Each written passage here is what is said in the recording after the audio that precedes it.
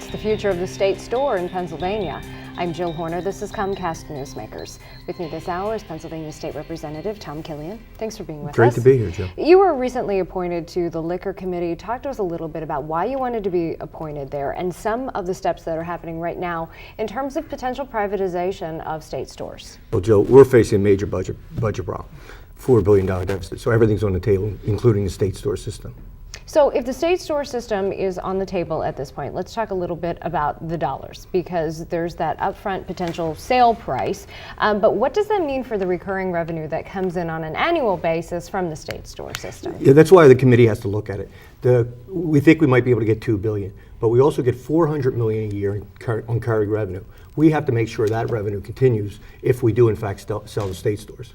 Okay, so when we talk about that recurring revenue, that's one thing, but that upfront sale price has also been debated. That study was done several years ago at this point in terms of analyzing the sale price. Could you still get that much for it in this economy? Yeah, I think that what we're going to see over the next 6 months or so, the committee's going to go out, we're going to look, we're going to bring in experts, we're going to take a good hard look at what that number is. If we auction a license as similar we did with gaming, what would it bring in? So that we have to establish that first. Then we've got to make sure the recurring revenue continues. Currently, we pay, when you buy a bottle of booze or wine in Pennsylvania, you pay a 30% markup and 18% Johnstown flood tax. If you privatize it, you will now be paying sales tax, which is only paid at the wholesale level, business taxes, plus we stop the border bleed. I live 12 miles from the state of Delaware. If you drive down the Total Wines in Delaware, which is probably about 20 minutes from my house, the parking lot is packed with Pennsylvanians.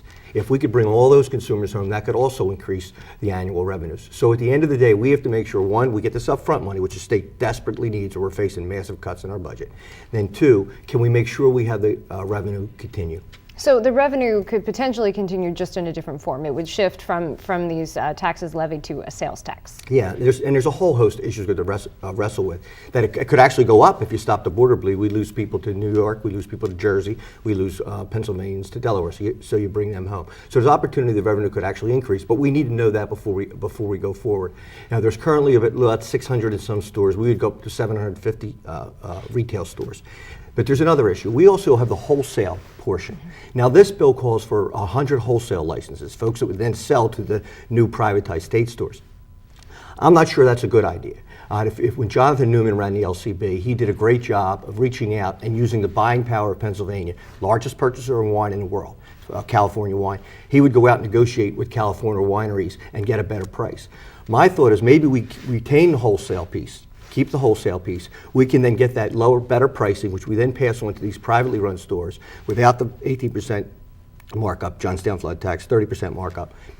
So it's cheaper, better quality, better service, better selection, and then the state can actually maybe make more money. So a lot of issues still to be addressed in terms of the way in which funding would come to the state, the way in which the state could still potentially play a role in this business. You're having hearings throughout the state. What are you hoping comes of these hearings? Well, to see if it'll work. Bottom line, will it work? You look at your rural areas, no one's going to bid on a license in Warren County where there's very few people. So what do you do there? Maybe there you just let the local hardware store put in a few shelves and they pay a fee based upon how much they sell. These are all the things we need to wrestle with, but we have to do it because we're in dire straits here in Pennsylvania with our budget. And although the economy is beginning to come back and we have begun to see an uptick in revenues on a monthly basis, I also sit on the Appropriations Committee, it's nowhere near enough to get us back to where we can fund the $26 billion budget we had last year.